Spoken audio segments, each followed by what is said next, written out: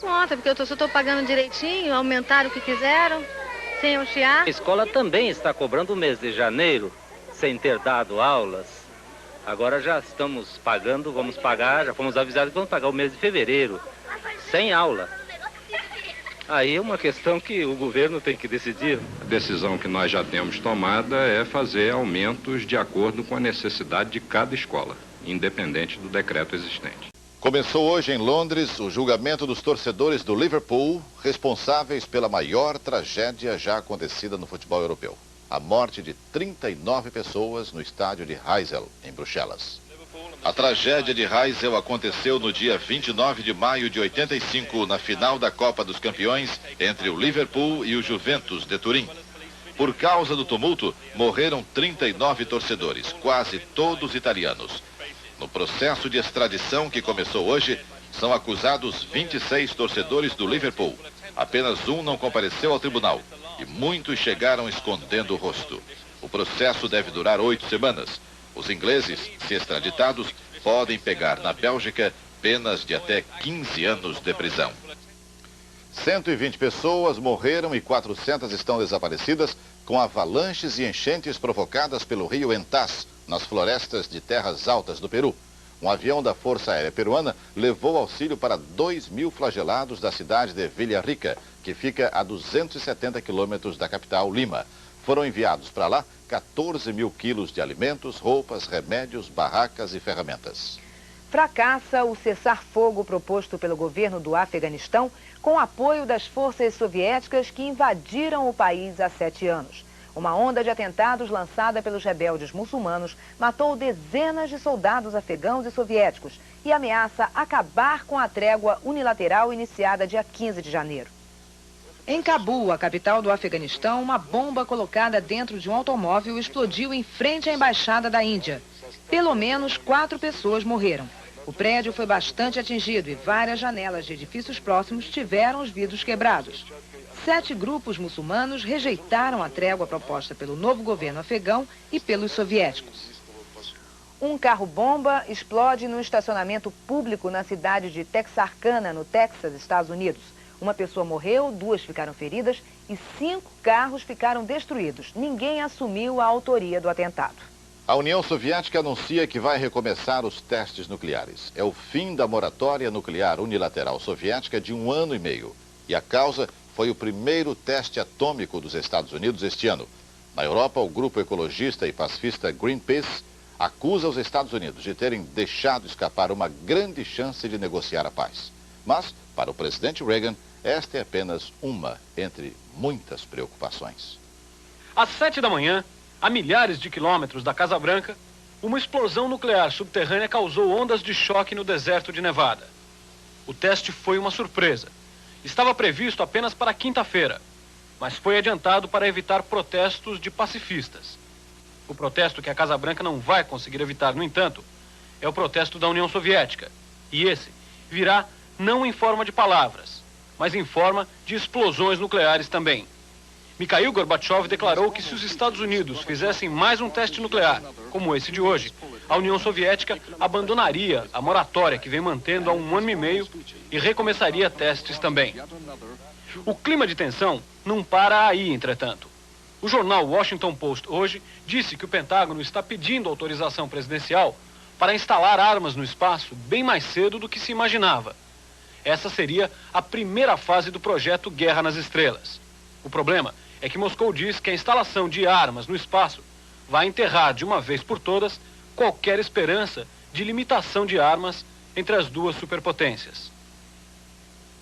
Se isso não fosse suficiente, o presidente Reagan hoje ainda viu o Congresso anular o veto dele numa importante lei de saneamento, recebeu o pedido de demissão de um assessor de comunicações muito conservador, Pat Buchanan, e continuou acompanhando o caso do jornalista Gerald Saib, que está detido em Teherã.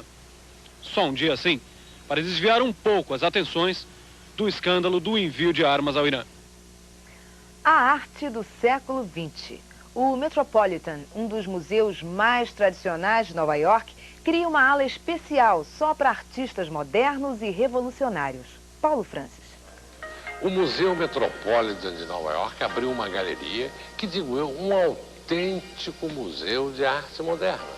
12 mil metros quadrados e 3 andares.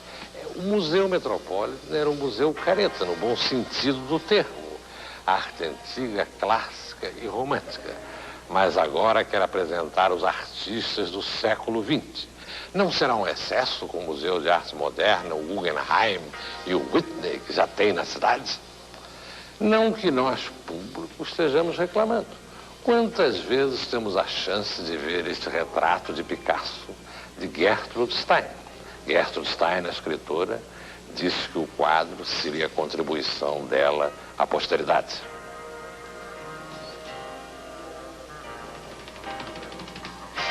Esta montagem de Robert Rauschenberg é uma subversão total das tradições clássicas do museu. Mas essa é mais ou menos a intenção. A obra custou 26 milhões de dólares, foi desenhada pelo arquiteto William Lieberman e visa transformar o museu, o Metropolitan Museum, num centro total de arte, não reconhecendo mais limites. O museu agora mostra de Rembrandt a Rafael, da Era da Fé, a Era da Confusão, da Barafunda, a Ansiedade, a Era de Jackson Pollock. A história completa. Uma esperança a mais no tratamento do câncer. Nesta terça-feira, no Hospital Sírio-Libanês, em São Paulo, vai ser realizado o primeiro autotransplante de medula óssea no Brasil. Mais de 30 médicos fazem parte da equipe que está acompanhando o caso. São especialistas no tratamento de câncer, cirurgiões clínicos, especialistas em doenças infecciosas e hematologistas. Todos empenhados na operação que está prevista para amanhã. Esse autotransplante vai acontecer num garoto de 9 anos de idade. A direção do Sírio não quis fornecer mais detalhes a fim de preservar o paciente. O que se sabe, por enquanto, é que o garoto está aqui no hospital desde quinta-feira, num quarto especialmente equipado para evitar infecções. E a função desse equipamento é exatamente filtrar todo o ar que entra ali no quarto. Nos Estados Unidos e em alguns países da Europa, esse tipo de operação já faz parte da rotina de alguns hospitais. Mas aqui no Brasil, a experiência é pioneira. E se ela der certo, pode mudar o destino de muita gente. Para que isso aconteça, a equipe médica aqui do Sírio está pesquisando há 1 ano e meio. O processo todo é dividido em 3 etapas. Na primeira, a medula é retirada do organismo. Ela vai ser congelada a uma temperatura de menos 80 graus. Enquanto isso, numa segunda etapa, o paciente recebe o tratamento de quimioterapia, que tem como objetivo destruir todo o tumor que possa existir no organismo. A última etapa é colocar de volta, através das veias, a medula retirada. Quando isso acontece, o corpo volta a ter capacidade de produzir células sadias novamente. Estamos ainda em fase inicial. Nós não sabemos o que vai acontecer no futuro, mas nós temos a impressão que teremos dentro de pouco tempo, não muito tempo, dentro de alguns anos, condições de tratar esses pacientes de modo quase que rotineiro. E agora vamos às últimas notícias. A Telebrás demite toda a diretoria da Sistel, Fundação Telebrás de Seguridade Social, por realizar investimentos no mercado de ações acima do que é permitido por lei. O fornecimento de leite pode ser interrompido na semana que vem. Os fabricantes de embalagens plásticas para o leite anunciam que vão paralisar as entregas segunda-feira que vem, se não conseguirem um aumento de preços para os sacos plásticos. Em São Paulo, 2,5 milhões de correspondências deixam de ser distribuídas por causa da greve dos carteiros. O presidente Sarney libera 50 milhões de cruzados para a reconstrução de 4.000 casas e prédios públicos destruídos por tremores de terra em João Câmara e Poço Branco, no Rio Grande do Norte. O presidente da Conferência Nacional dos Bispos do Brasil, Dom Ivo Loscheiter, é operado da próstata no Hospital da PUC em Porto Alegre. Ele passa bem e deve ter alta no final da semana. A emoção de uma corrida no deserto foi no Arizona, Estados Unidos, o Parker 400, que reuniu bogies e caminhões. Os veículos tiveram que percorrer 640 quilômetros de muitas dificuldades. E, apesar dos acidentes, no percurso não faltaram ultrapassagens perigosas. A principal causa nas quebras foi a perda de rodas. Na categoria buggy, o vencedor foi Bob Gordon, no tempo de 5 horas e 46 minutos. A presidente das Filipinas, Corazon Aquino, e o negociador inglês sequestrado no Líbano, Terry Waite, são indicados para o Prêmio Nobel da Paz. O Itamaraty confirma a visita do presidente de Portugal ao Brasil no período de 25 de março a 3 de abril. Mário Soares pretende falar aos constituintes brasileiros, além de visitar o Projeto Carajás e as cidades de São Paulo, Rio, São Luís, Recife e Salvador. No Peru, guerrilheiros do grupo esquerdista Sendero Luminoso mataram um prefeito do partido do presidente Alan Garcia e 6 pessoas de uma mesma família. Uma cena triste no meio de muita beleza. Em Valinhos, no interior de São Paulo, o IBDF, Instituto Brasileiro de Desenvolvimento Florestal, descobriu um verdadeiro zoológico com mais de 100 espécies de animais e aves selvagens. Só que todos eles estavam em cativeiro, o que é ilegal. Entre bichos comuns, como esse batalhão de gansos meio desconfiados, os homens do IBDF e da Polícia Federal encontraram uma variedade incrível de espécies da fauna brasileira. Macacos, cotias, veados campeiros, essa capivara e muitas aves, patos e marrecos de todos os tipos. As simpáticas siriemas, atraídas pela câmera da reportagem. O tucano fazendo pose. As coloridas araras e até emas, enormes e majestosas. Tudo sem documentação. Para o IBDF, o lugar serve mesmo para comercialização de animais silvestres, o que é proibido. A verdade é que esse lugar poderia ser apenas um mini zoológico particular, até muito interessante e bonito, se não fosse ilegal. E se os animais não estivessem tão maltratados? A imagem diz tudo. Esse raro cisne de pescoço preto foi achado num canto, morto. Outros sobrevivem. O veado campeiro não tem espaço no cercado. Está aflito. Nessa gaiola, uma ave morta, esquecida.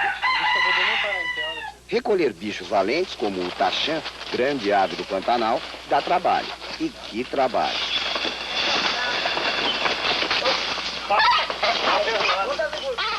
No total, foram apreendidos mais de 200 animais e aves. E no caso da dona desse sítio, dona Cecília Brito de Sales Cunha, não foi a primeira vez. Em outubro do ano passado, ela foi autuada em flagrante no aeroporto de Cumbica, ao tentar receber um carregamento de aves de Santa Catarina. Mas ela foi liberada logo a seguir naquela ocasião, com muita facilidade. A pessoa paga a irrisória quantia de 40 cruzados e está livre. Quer dizer, pelo fato de ser só contravenção? Sim. Mas acaba respondendo na Justiça Federal, né? Bem, nós vamos ficando por aqui. Uma boa noite para você e até amanhã. Boa noite. Assista a seguir as notícias do seu estado. E até amanhã. ZYA 722, Rede Globo Minas, Canal 12, Belo Horizonte. Assista agora a NGTV, terceira edição.